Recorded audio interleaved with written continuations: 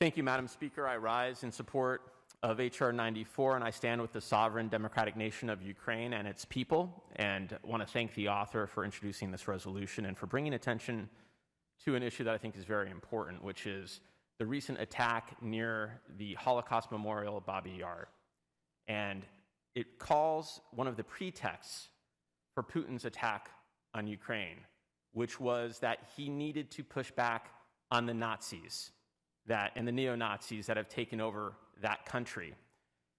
At the same time, we know it's been shared that the president of Ukraine is Jewish. In fact, the prime minister of Ukraine is Jewish.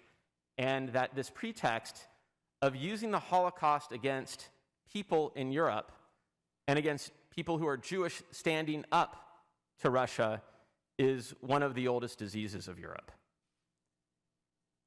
That we need to call this out.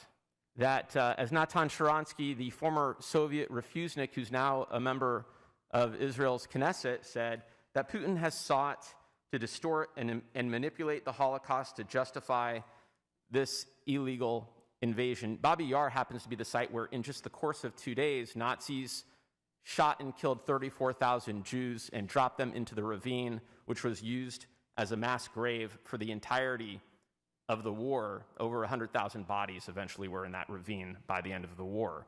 So we must call out this anti-Semitism that Putin is putting forward. And this isn't something that's just in Russia or just only in Europe. It's everywhere. And over Thanksgiving, family of mine got together for the first time in years from 3 different states and brought family mementos together. And we looked at them, old photos.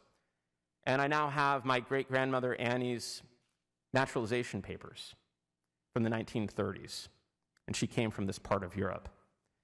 And the United States, on her naturalization papers, had her race marked on her papers. And her race they marked was Hebrew. So let's remember how people see Jews as different and other in Europe. And this extends far beyond Europe.